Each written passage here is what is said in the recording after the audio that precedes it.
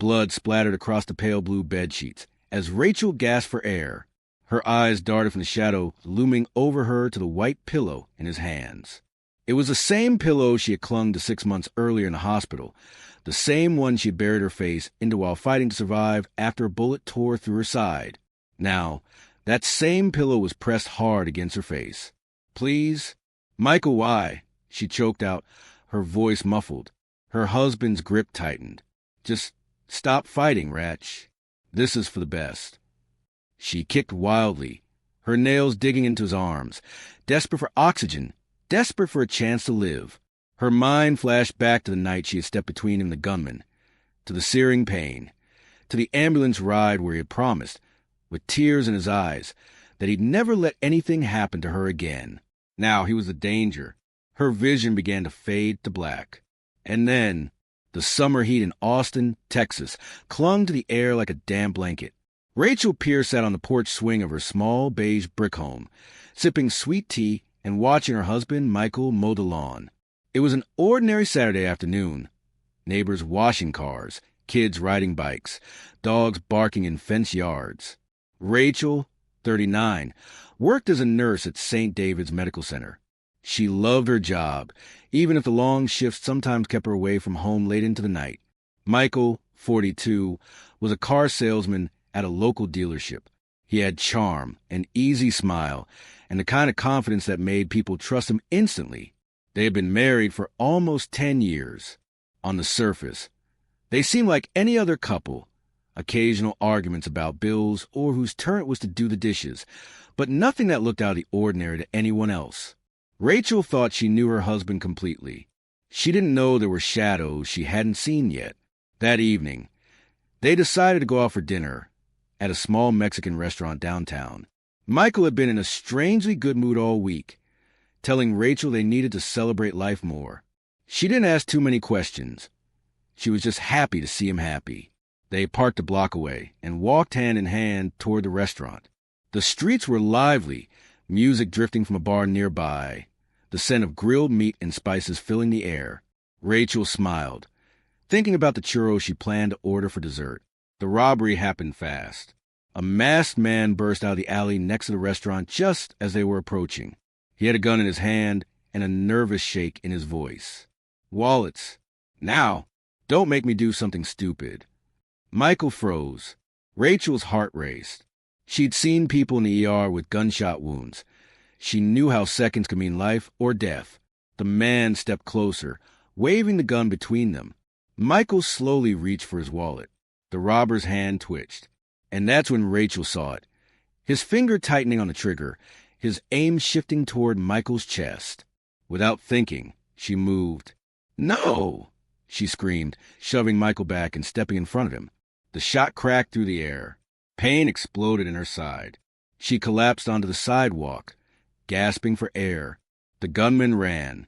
Michael knelt beside her, his hands pressing against the wound. "Stay with me, Ratch. Stay with me," he yelled, his voice panicked. Sirens wailed in the distance. Rachel's vision blurred as she stared up at her husband's face, tears streaking his cheeks. "I'll never let anything happen to you again," he promised. But 6 months later, that promise was shattered in the most brutal way possible. The smell of antiseptic and the steady beep of machines filled Rachel's hospital room in the days after shooting. The doctor said the bullet had missed any major organs by an inch. She lost a lot of blood, but she was lucky to be alive. Michael barely left her side. He brought her flowers, held her hand, and even slept in the uncomfortable hospital chair for 3 nights straight. Nurses commented on how devoted he seemed. Rachel told anyone who would listen that her husband had saved her, even though she was the one who took the bullet. By the end of her week-long stay, the hospital had given her a pillow for back support, soft, white, with faint blue stitching on the edges. She kept it even after she returned home, saying it reminded her of surviving something life-threatening. For a while, life felt different. Michael was more attentive, more affectionate. He cooked her favorite meals, left sweet notes in her lunch bag, and insisted they go out on weekend trips. Rachel believed the robbery had brought them closer. But beneath that surface of love, something had shifted in Michael. The first hint came 2 months later, when Rachel noticed his phone lighting up late at night. He brushed it off as work texts, but she caught sight of messages from a woman named Kay. They were vague, flirty. When she asked about it, he laughed and said she was paranoid. Still, Rachel couldn't shake the unease. One Tuesday morning, she got a call from Detective Laura Simmons. The police were following up on the robbery case. They hadn't caught the gunman yet, but they wanted Rachel to look at a lineup of suspects. Rachel agreed and went to the station that afternoon. The lineup didn't produce a match. None of the men looked like the one who had shot her. Detective Simmons seemed frustrated. "These kinds of cases go cold fast if we don't get something solid," she said. Rachel left the station feeling unsettled, but what she didn't know was that the detective had also looked at Michael strangely when he came to pick her up. Something about his casual attitude after the meeting didn't sit right with her. Back at home, the tension between Rachel and Michael grew. He started staying out late, claiming he was closing deals at work. His temper, once mild, began to flare over small things: a dish left in the sink, a bill paid late. 6 months after the robbery, Rachel confided in her sister, Emily. "It's like I don't even know him anymore," she said, her voice trembling. "Sometimes I think he's mad I survived." Emily thought she was being dramatic, but a week later, Emily would remember those words when she got the worst phone call of her life. It happened in the middle of the night. Rachel was found dead in her bed.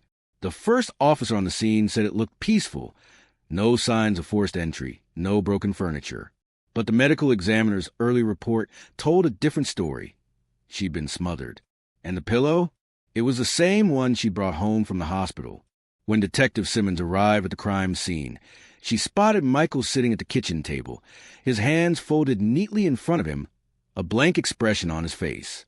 She didn't know it yet, but she was staring at the man she'd spent the next several months trying to prove was a murderer. The morning after Rachel's death, the Pierce home was sealed off with yellow crime scene tape.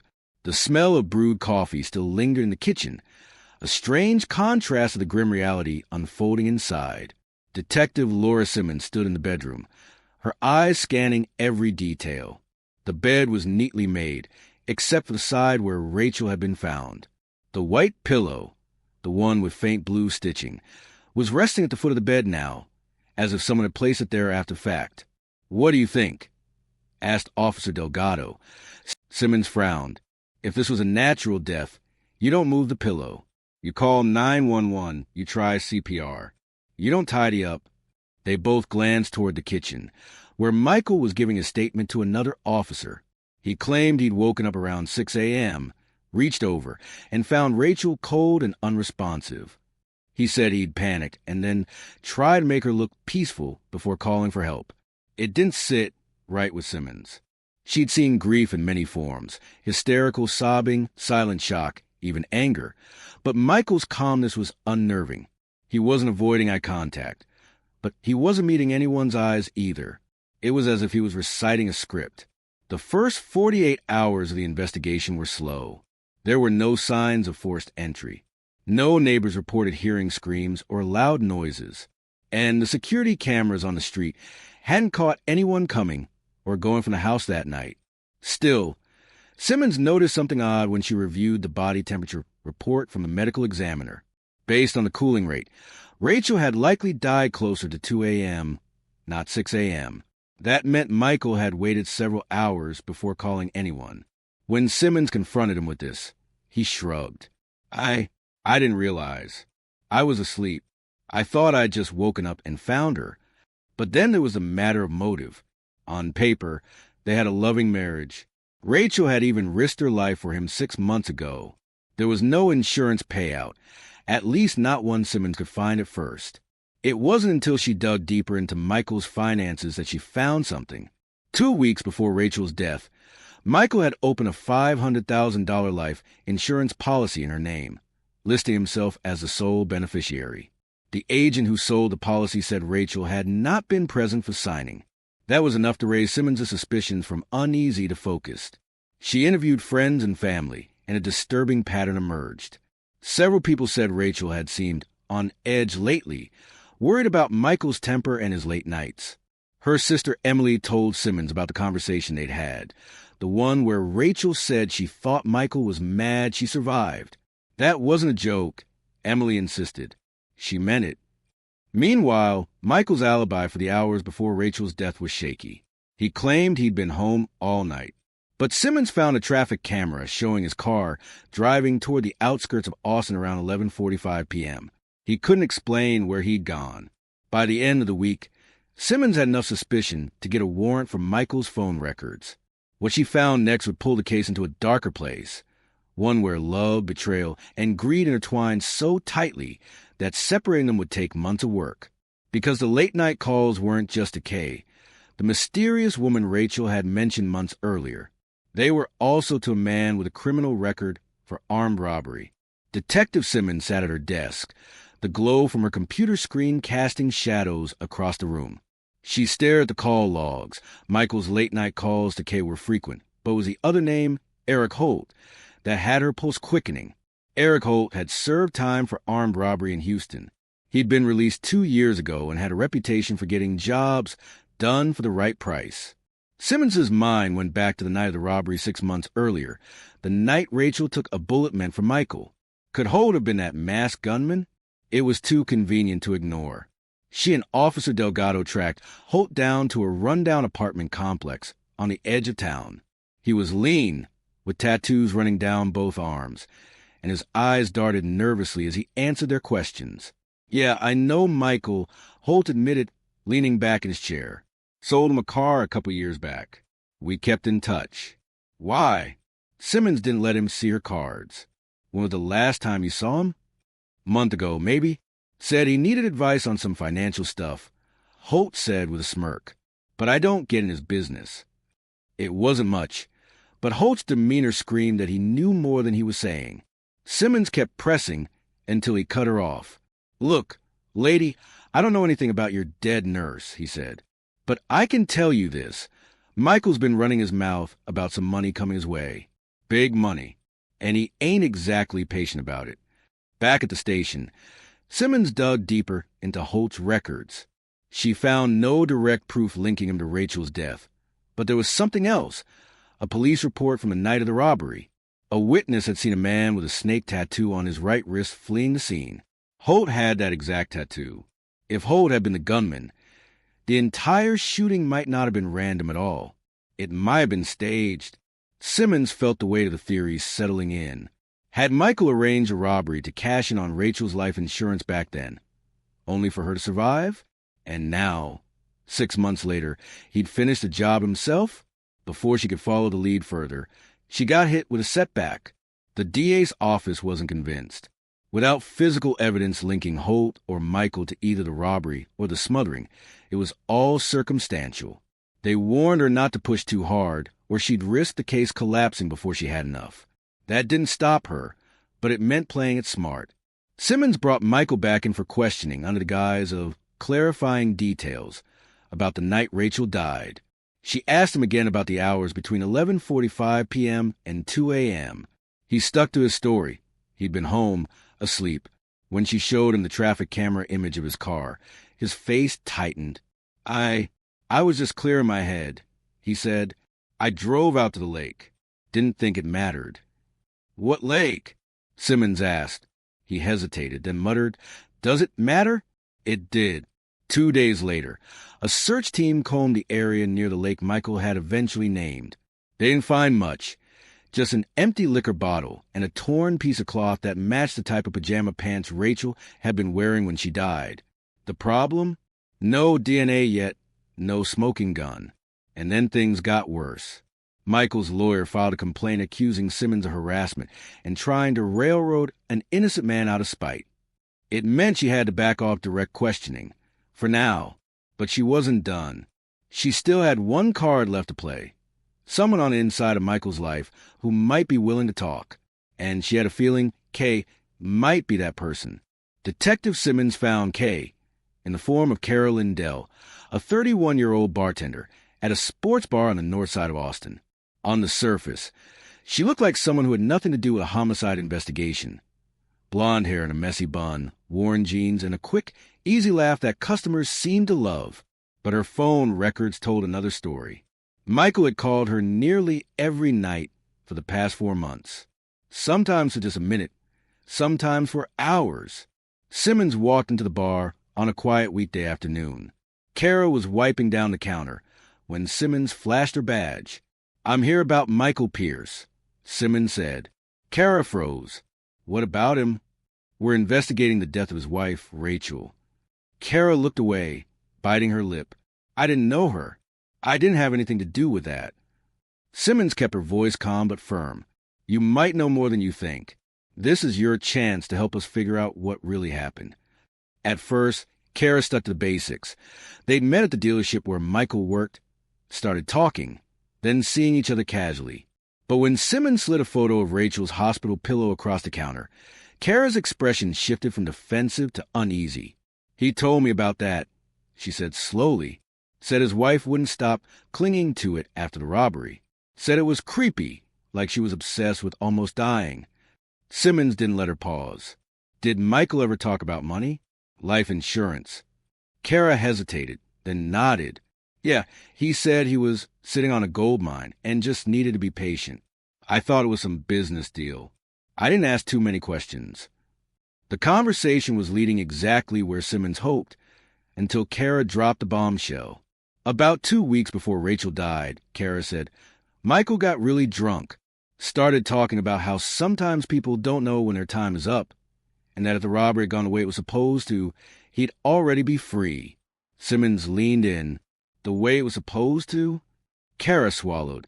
I think he meant Rachel wasn't supposed to survive." That was the closest Simmons had come to an outright admission of premeditation. But it got even more disturbing. Kara admitted that the night Rachel died, Michael had left her apartment around 11:30 p.m., saying he had to handle something.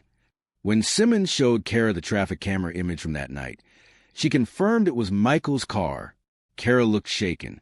"I didn't think he'd actually, I just thought he was blowing off steam." With this new testimony, Simmons could finally start tying the timeline together. Michael leaves Kara's apartment late at night. He drives toward the lake area. Sometime between midnight and 2 a.m., Rachel is smothered in her bed. By morning, he calls 911 and plays the grieving husband. But Simmons still needed a solid link between Michael and Eric Holt to prove the robbery was staged in the first place. Without it, the DA might still call it circumstantial. That break came a week later, when Holt was picked up in Houston for possession of a stolen firearm. During the interview, Simmons slid a photo of Michael across the table. "You're already looking at charges, Eric," she said. "But help me with this, and maybe you walk out sooner." Holt smirked. "Yeah, I did a job for him 6 months ago. He said make it look real, scare the wife. I didn't mean to shoot her, but she jumped in the way." Simmons' stomach turned. "And he paid you?" "Half up front. Said I'd get the rest when the policy paid out. Guess he got tired of waiting." It was a confession she needed, if she could get Holt to testify in court. But before she could move forward, word got back to Michael that Holt was talking. That same night, Holt's apartment went up in flames. Detective Simmons stood outside the smoking shell of Eric Holt's apartment building, the acrid stench of burnt wood and melted plastic clinging to her clothes. Fire crews had put out the blaze hours ago, but the damage was done. Holt was dead. The fire marshal said the cause was suspicious, possibly arson. Simmons didn't need to guess who had the most to gain from Holt's silence. Inside, anything that might have linked Michael to the staged robbery had been destroyed. No phone, no notes, no bank records. The only thing Simmons had left was Carol Lindell's testimony, and even that would be attacked in court as coming from a jealous mistress trying to save herself. It felt like the case was slipping through her fingers. Worse, Michael was playing the grieving widower perfectly in public. Local news had aired footage of him at a memorial service for Rachel, speaking tearfully about how she was my whole world, and my life will never be the same. Neighbors told reporters what a devoted husband he'd been, how he'd sat in the hospital by her side for days after the shooting. Simmons watched it all with clenched fists. She knew what he'd done. She could feel it in her bones. But knowing and proving it were two different things. Her captain called her into his office. "Laura, the DA is getting cold feet," he said. Without Holt, you don't have your link between the robbery and the murder. We can't take this to trial with what we've got. So we just let him walk? Simmons asked, her voice sharper than she intended. I'm saying take a step back. Regroup. Maybe the lab will find something on that pillow. But the lab came back with nothing. No foreign DNA. No fibers that could prove Michael had smothered her. It was just a pillow, same as 1,000 others. Days turned into weeks. Michael stopped returning Simmons's calls. Kara stopped answering her door, clearly scared of getting too involved. And Simmons began to feel the weight of all the cases she'd worked over the years pressing down on her. She'd seen killers go free before, but never one who had so callously used someone's love as a weapon against them.